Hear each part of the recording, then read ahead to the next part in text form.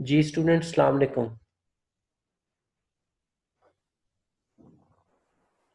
वालेकुम अस्सलाम। जी last lecture से रेलिवेंट किसी का कोई क्वेश्चन?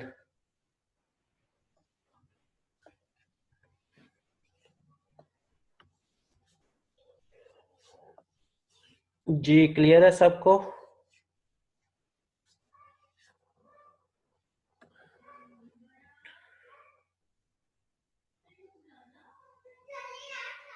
स्टार्ट करते हैं। आज का जो हमारा सेशन है उसमें हमने क्या चीज़ लर्न करनी है कि how to prepare technical talk.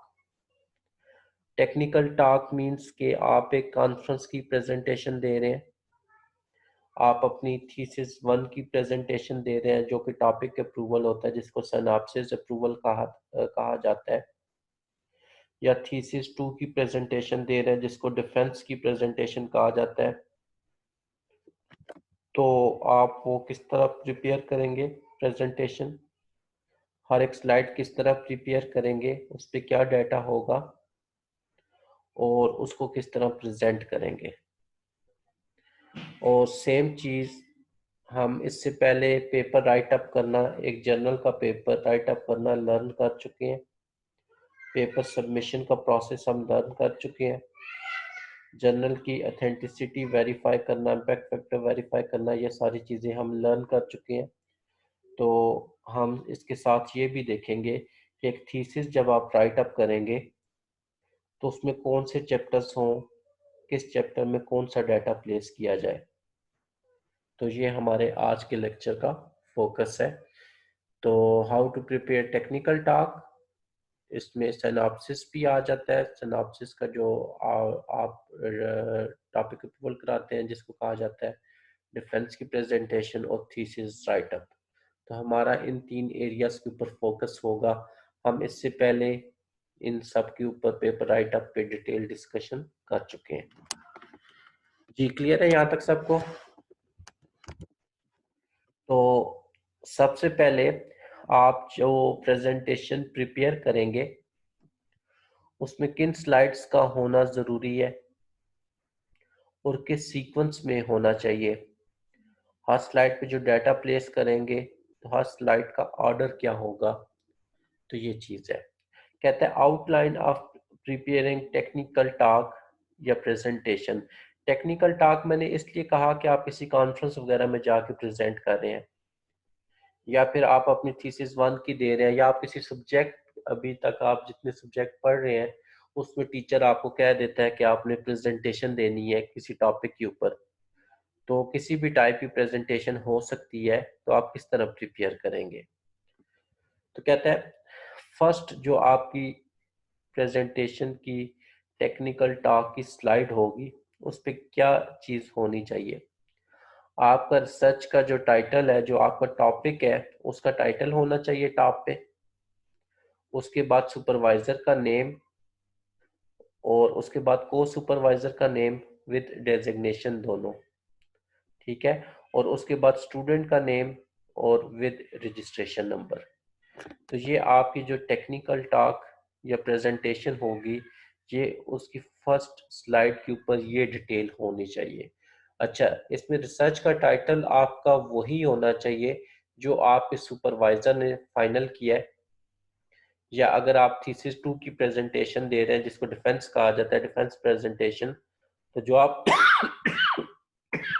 तो जो आपका टाइटल अप्रूव हुआ हुआ है डिपार्टमेंट की तरफ से, वो टाइटल एग्जैक्ट वही होना चाहिए, ठीक है।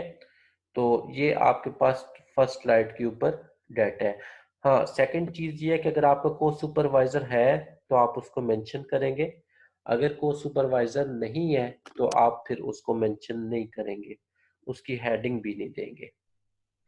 तो ये आपके पास फर्स्ट स्लाइड का डाटा है जो होना चाहिए।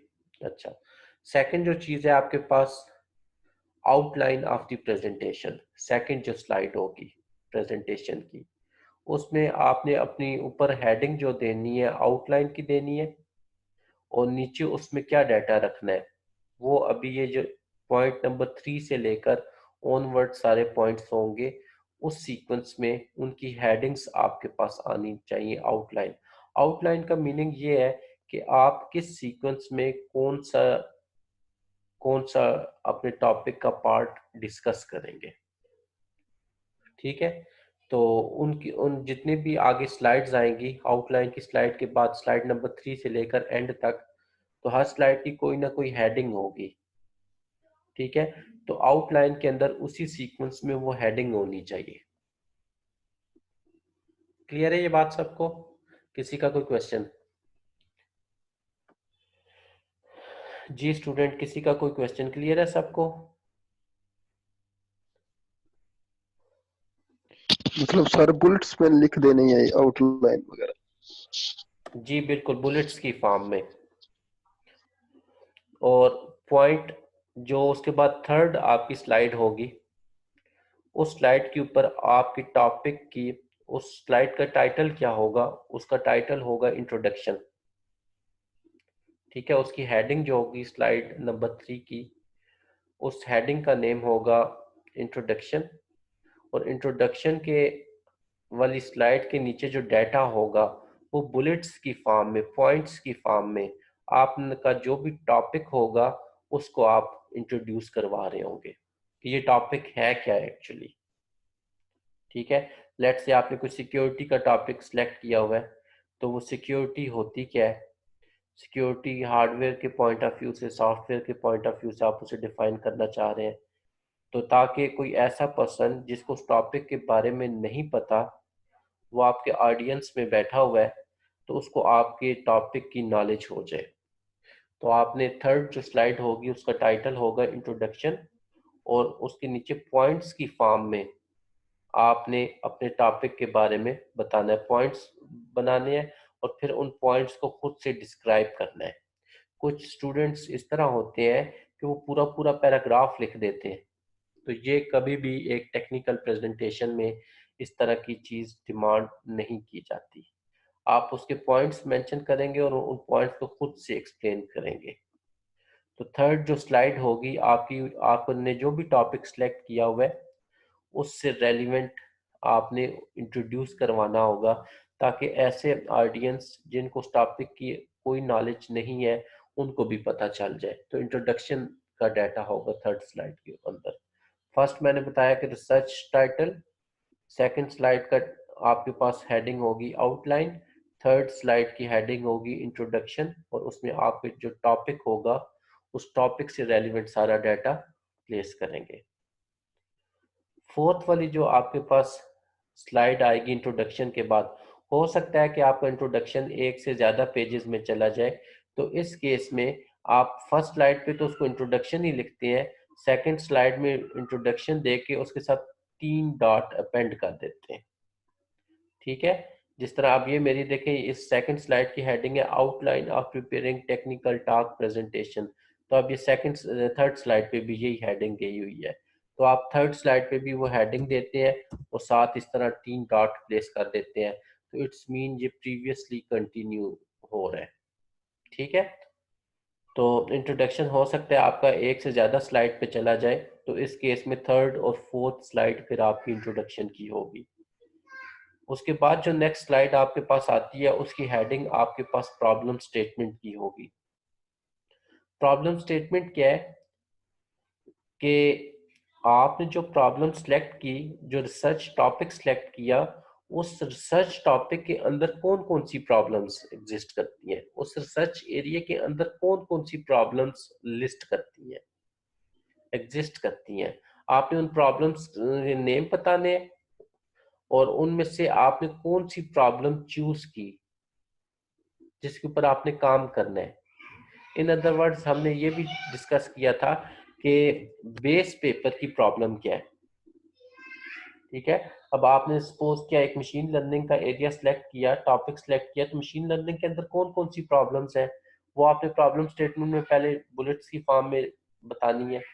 अब उसके बाद फिर नीचे आपने बताना है कि इन जो प्रॉब्लम्स ऊपर आपने डिस्कस की, इनमें से कौन सी प्रॉब्लम आप चूज कर रहे हैं अपने रिसर्च, जिसके ऊपर आप अपना रिसर्च का वर्क करेंगे।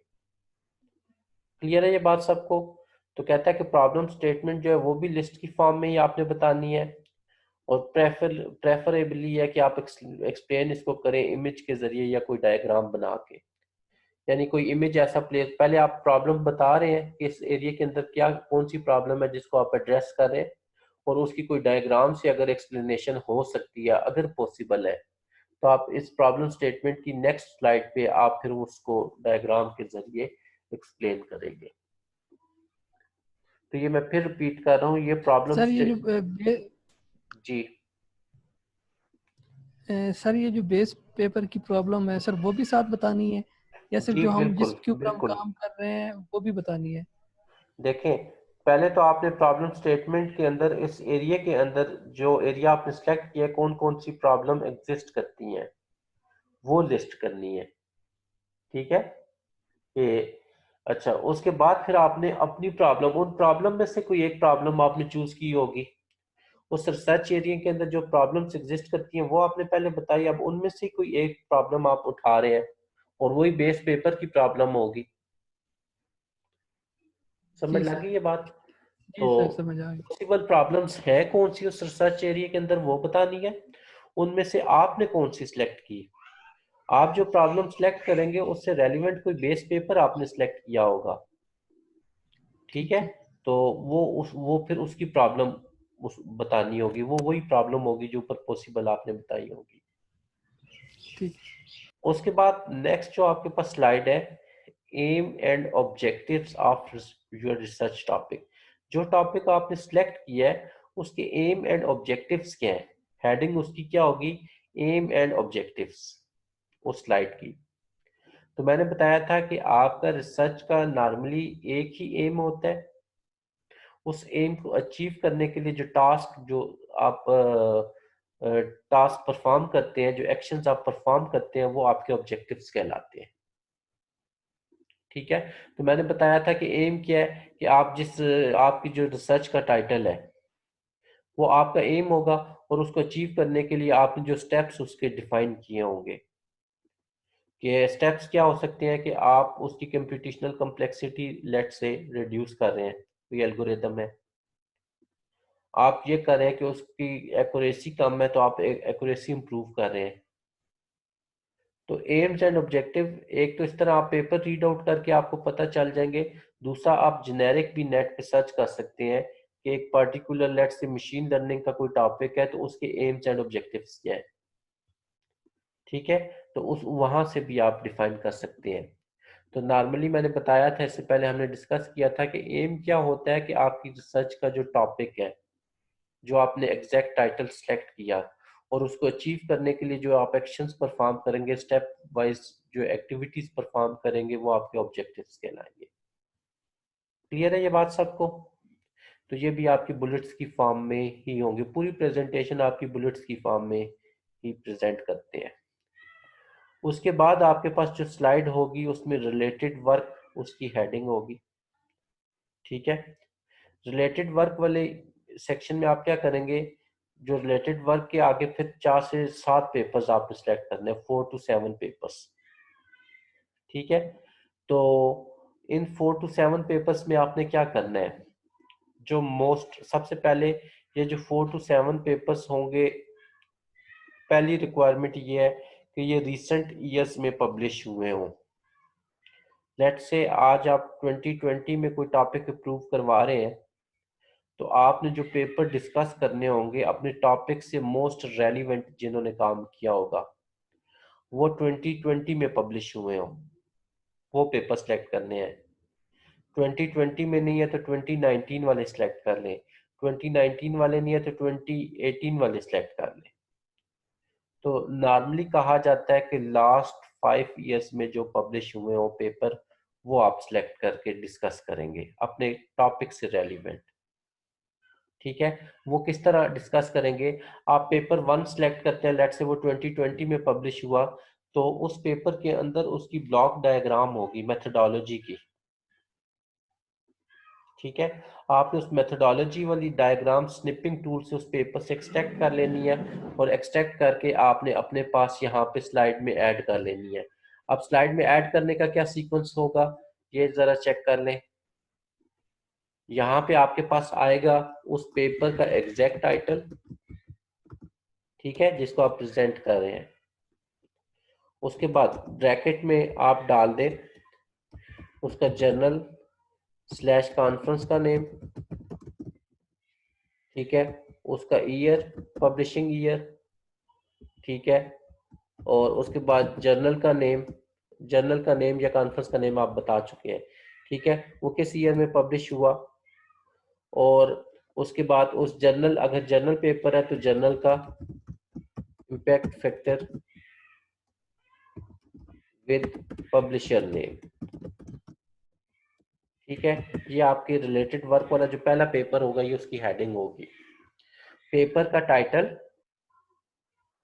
ये जर्नल का पेपर है या कॉन्फ्रेंस का पेपर है, उसका name with publisher. Let's say multimedia tools and application एक जर्नल का नेम है, तो यहाँ पे जर्नल का नेम आ जाएगा multimedia tools and application comma publisher. Publisher आप यहाँ पे डाल दें, क्योंकि आप जहाँ पे उसका जर्नल या कॉन्फ्रेंस का नेम डालेंगे तो पब्लिशर भी आपका वहीं पे आना चाहिए। और एंड पे आपके पास जो चीज़ है वो आपके पास वो पेपर किस ईयर में पब्लिश हुआ, तो ईयर आपने मेंशन करना है। अगर एक पेपर मार्च 2020 में हुआ है तो आप 2020 लिख दें, ठीक है। और एंड पे कॉन्फ्रेंस का तो कोई इम्पैक्ट फैक्टर नहीं होता, तो जर्नल पेपर है तो अगर उस जर्नल का इम्पैक्ट फैक्टर क्या है वो मेंशन कर दे। तो ये आपके रिलेटेड वर्क वाला पहला जो पेपर होगा ये उसकी हेडिंग का सेक्शन होगा। अच्छा, उसके नीचे यहाँ पे चीज क्या आएगी कि इस पेपर की जो मेथोडोलॉजी है उसकी डायग्राम बनी होगी, उसने अपने पेपर में दी होगी, तो स्निपिंग टूल से वहां से एक्सट्रैक्ट करके आपने यहाँ पे उस डायग्राम को पेस्ट कर देना है।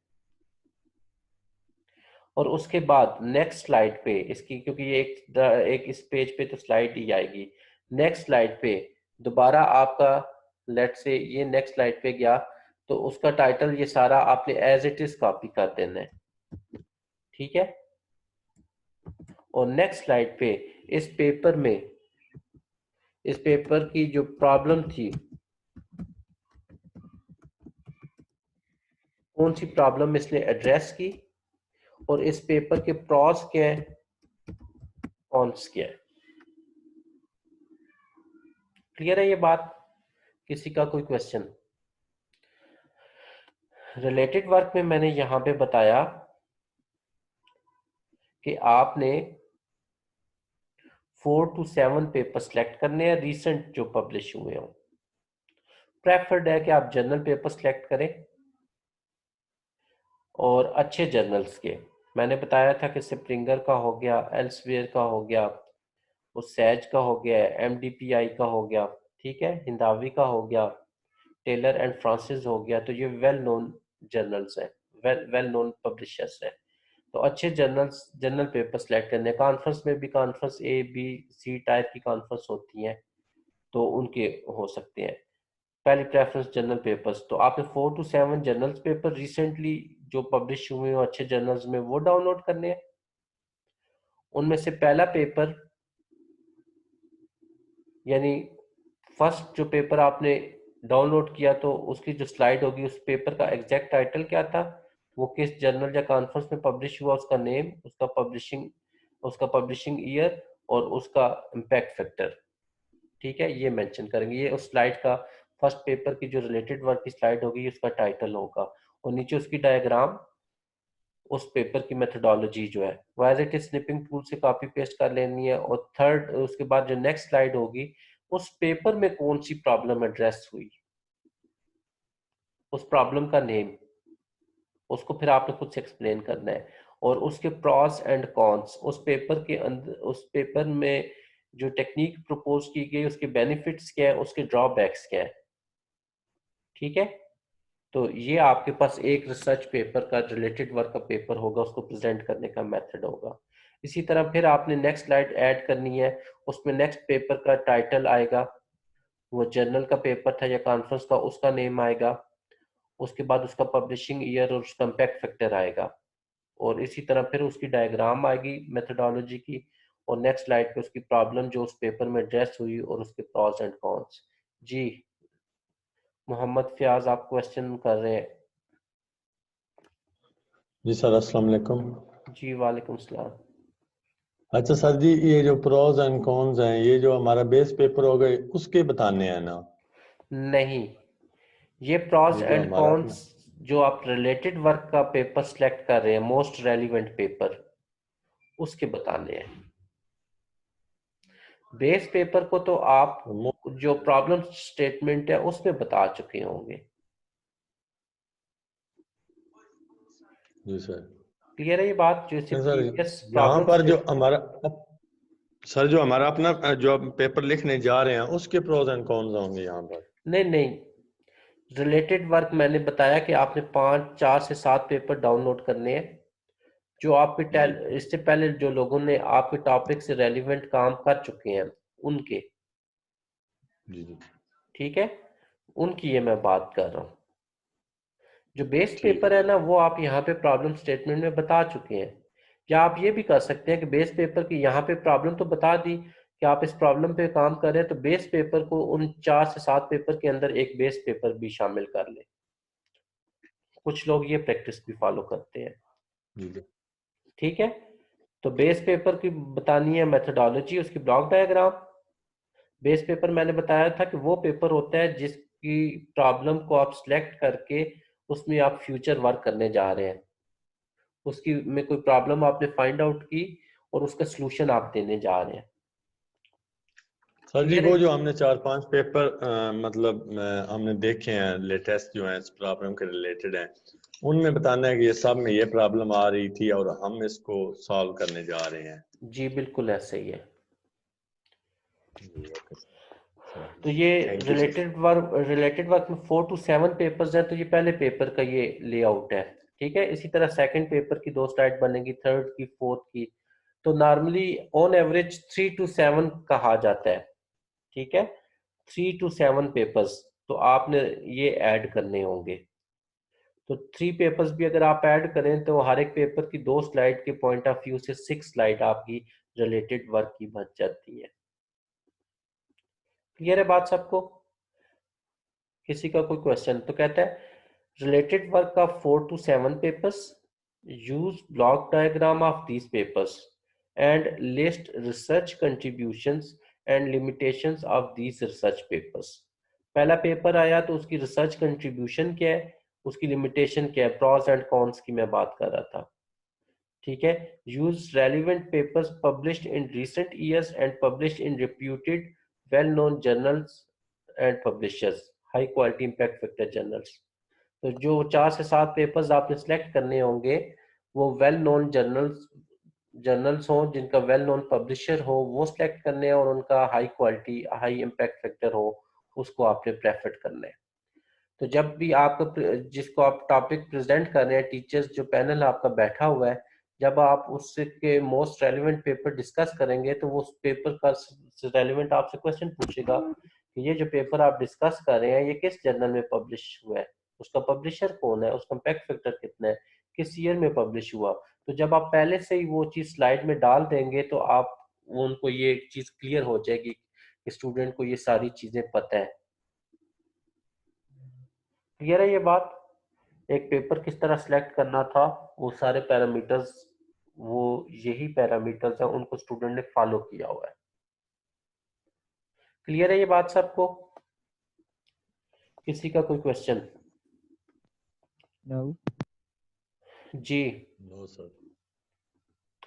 नेक्स्ट आपके पास स्लाइड आती है उसके बाद methodology, proposed methodology of your research topic. जब आप अपना टॉपिक अप्रूव करवा रहे हैं, जिसको सिनॉप्सिस अप्रूवल कहा जाता है, ठीक है, तो उस वक्त आपने आपके जो मेथड, आपका जो काम है, उसकी ब्लॉक डायग्राम आपने बतानी है। ठीक है, तो वहां पे हेडिंग इसकी होगी प्रपोज्ड मेथडोलॉजी।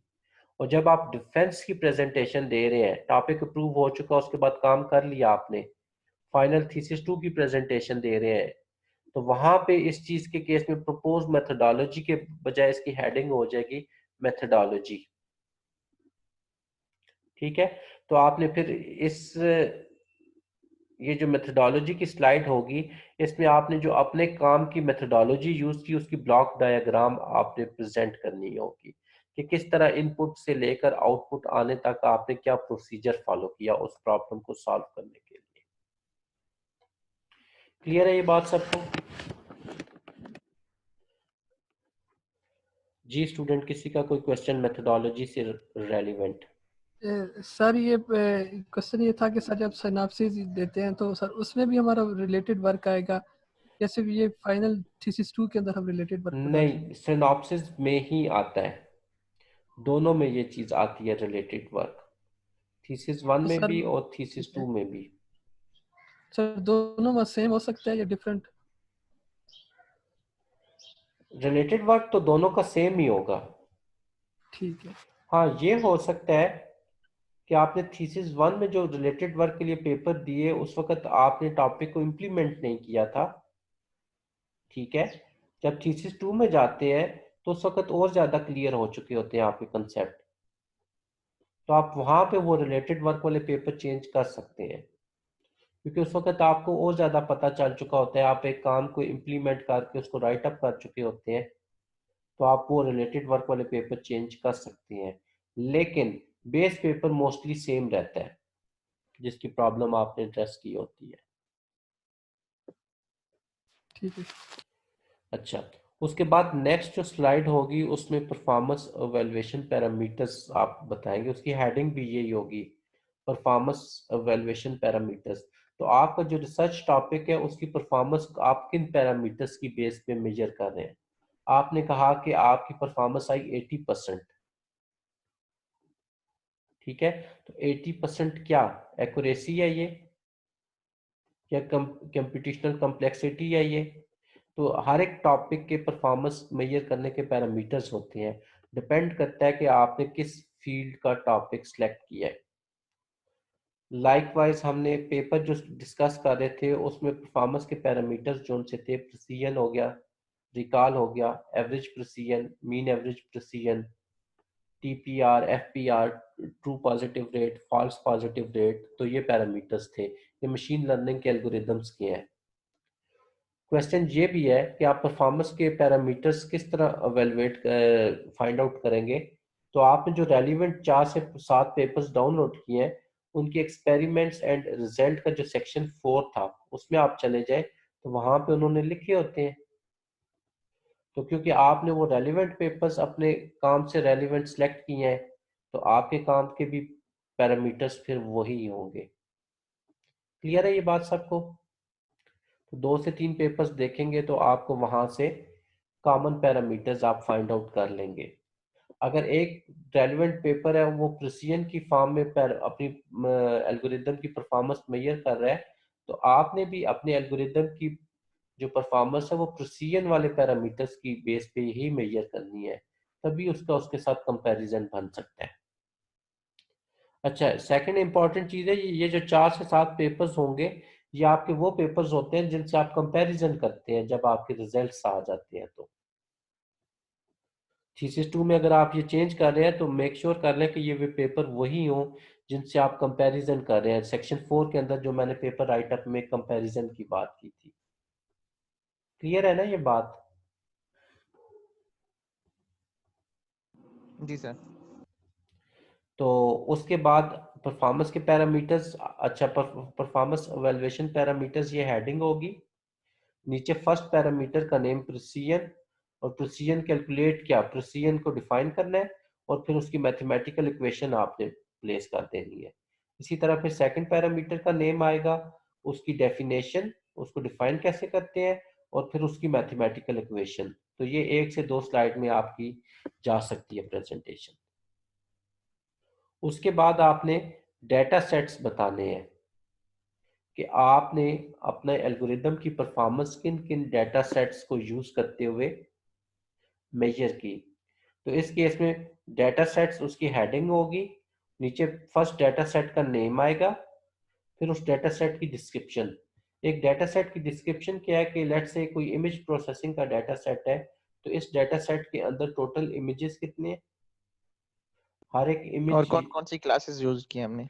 क्लासेस कितनी है, हर क्लास के अंदर इमेजेस कितनी है, और उस डेटा सेट के जो अंदर इमेजेस है उनकी रेजोल्यूशन क्या है, पॉसिबल रेजोल्यूशन क्या है। सर रेजोल्यूशन का सबकी मीनिंग, फिक्स ही रखते हैं ना वैसे?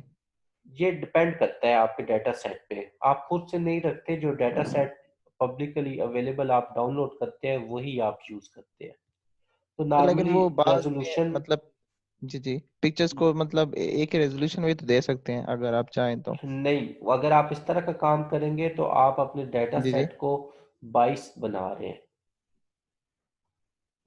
ठीक है, जो डाटा सेट आपने नेट से डाउनलोड किया एग्जैक्ट उसी तरह आपने एज इट इज यूज करना है। अगर आप उसकी रेजोल्यूशन लेट से मॉडिफाई कर रहे हैं, रोज और कॉलम्स उसके फिक्स कर रहे हैं हर एक इमेज के, तो आपने जिस पेपर के साथ कंपैरिजन करना है मेक श्योर कर ले कि उसने भी वो फिर वही रखे हो। जी सर, फिर वो ये इशू हो सकता है कि भाई अगर कोई नई डाटा सर या इमेज कोई दे तो फिर लेट वो से सर एक उस पे वो ना डाटा सेट है, उसके अंदर इमेजेस है 500 इंटू 500 रेजोल्यूशन के, आप उनको कन्वर्ट कर लेते हैं 200 इंटू 200 रेजोल्यूशन के, और आप कहते हैं कि आपके एल्गोरिदम की कंप्यूटेशनल कास्ट कम है उस दूसरे एल्गोरिदम से, तो क्या ये फेयर कंपैरिजन होगा? No sir.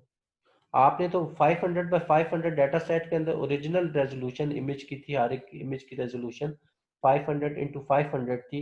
एक आथर ए है, उसने रिपोर्ट की, उसके अंदर लेट से कंप्यूटेशनल कास्ट उसकी आई 3 सेकंड, उसका एल्गोरिदम 3 सेकंड लेता है रन होते हुए, इनपुट से आउटपुट देते हुए। अब आप क्या करते हैं कि वही डाटा सेट रखते हैं, आप उसमें 500 बाय 500 का इमेज इनपुट पे लेने के बजाय 200 इंटू 200 वाला इमेज इनपुट पे ले रहे हैं, तो फिर आपके तो एल्गोरिदम की ऑटोमेटिकली कंप्यूटेशनल कास्ट रिड्यूस हो जाएगी। जी 500 बिल्कुल। इंटू 500 का और 200 इंटू 200 का, आपने 50% से भी ज्यादा उसका जो डाटा है वो आपने डिस्कार्ड कर दिया। ऐसे ही है ना? जी बिल्कुल सर। तो इस चीज का आपने फिर ख्याल रखना है।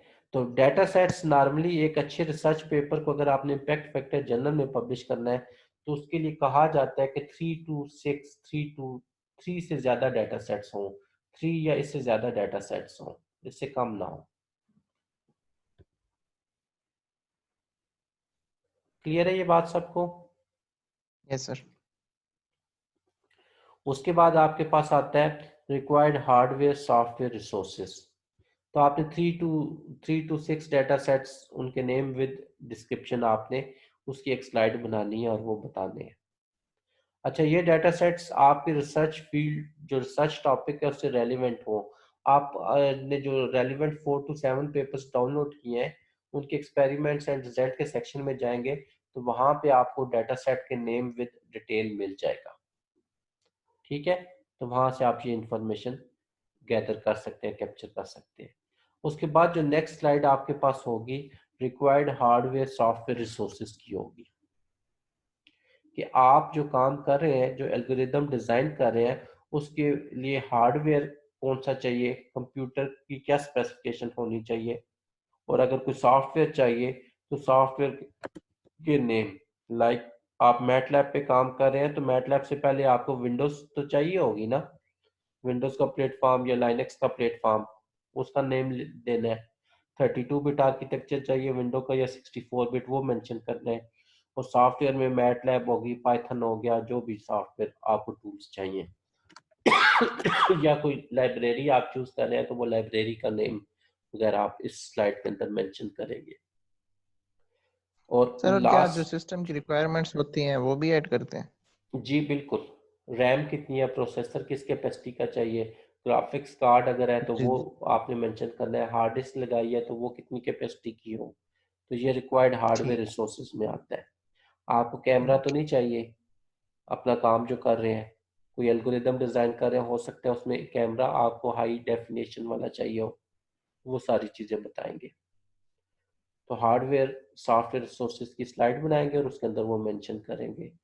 और उसके ठीक है बाद सर। जो स्लाइड है आपके पास applications of your research topic, applications उसकी हेडिंग होगी, और आपका जो काम है उसकी एप्लीकेशन किन किन एरियाज में है वो बुलेट्स की फॉर्म में नीचे आपने बतानी होगी, क्योंकि आप जो रिसर्च कर रहे हो उसका कोई अल्टीमेट गोल क्या है कि कुछ बेनिफिट्स होने चाहिए ना।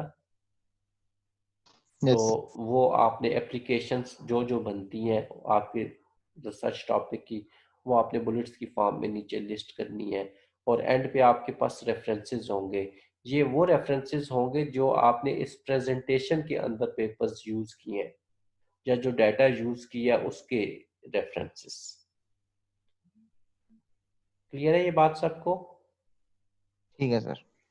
तो मैं फिर रिपीट कर रहा हूँ, ये रेफरेंसेस वो रेफरेंसेस होंगे ये जो आपने 4 to 7 पेपर्स इंक्लूड किए इनके, या आपने इंट्रोडक्शन में कोई चीज ऐसी स्टेटमेंट कही वो कहाँ से कही, या प्रॉब्लम स्टेटमेंट में बेस सर पेपर हो वैसे ही गया तो मतलब वो। उन रेफरेंस पेपर्स के लिंक्स उठा के यहाँ पे कॉपी पेस्ट कर देने हैं या इसका भी कुछ स्पेसिफिक तरीके से करना है? नहीं, वही जो रेफरेंस पेपर्स के लिंक होंगे वही कॉपी पेस्ट करेंगे, एग्जैक्ट जी उसी तरह होते हैं जिस तरह आप एक रिसर्च पेपर के एंड पे एंड नोट के जरिए देते हैं, वो कॉपी पेस्ट करने होंगे आपने। Okay sir. इसमें सर यहाँ पे वो देखिएगा जो डेटा सेट है, जी जो डेटा सेट है उसका भी रेफरेंस देना होगा कि जी ये डेटा बिल्कुल सेट जो है हमने। बिल्कुल। आप पहले डाटा सेट का नेम बताएंगे और ब्रैकेट में उसका रेफरेंस, फिर आगे उसकी डिटेल, तो वो सारे वो भी आपकी इधर एंड रेफरेंस वाला जो सेक्शन होगा यहाँ पे वो फिर आएंगे। रेफरेंस की एक अलग से स्लाइड बनाएंगे, एंड पे उसकी हेडिंग रेफरेंसेस होगी, उसमें 1 आगे उसका 1 की डिटेल, 2 और 2 की डिटेल, 3 है रेफरेंस उसकी डिटेल। तो जिस तरह पेपर में हमने बात की थी एग्जैक्ट उसी तरह होंगे, लेकिन मैनुअल इंसर्ट करने होंगे तो एंड नोट इसके साथ देख ले सपोर्टेड नहीं है। जी क्लियर है ये बात सबको? Yes sir. अब यहाँ पे ये मैंने एक टेक्निकल टॉक प्रिपेयर करने की, प्रेजेंटेशन प्रिपेयर करने की, चाहे वो थीसिस की प्रेजेंटेशन हो सकती है या थीसिस से हट के वो प्रेजेंटेशन हो सकती है, ठीक है, इन दोनों में से कोई भी प्रेजेंटेशन हो सकती है। लेकिन जब थीसिस 2 की प्रेजेंटेशन होगी उसमें कुछ एडिशनल डाटा भी होगा, ठीक है। थीसिस 1 की प्रेजेंटेशन एग्जैक्ट इसी गाइडलाइन पे बनाई जाएगी। थीसिस 2 की जो प्रेजेंटेशन होगी ना, वहां पे यहाँ पे परफॉर्मेंस एवेल्युएशन पैरामीटर्स बताने के बाद, आप डाटा सेट्स के नेम बताने के बाद हर डाटा सेट पे अपने रिजल्ट्स बताएंगे। अच्छा एक चीज, जहाँ पे डाटा सेट की डिटेल बता रहे हैं ना, उसके साथ ही आपने डाटा सेट का नेम बताया, उसकी डिटेल बताई, नीचे उसके सैंपल इमेजेस लाजमी लगाने हैं। हर क्लास से एक एक इमेज उठा के लगा दें, ताकि उससे पता चल जाए कि इस डाटा सेट में इनडोर इमेजेस हैं, आउटडोर इमेजेस हैं, या किस टाइप की इमेजेस पाई।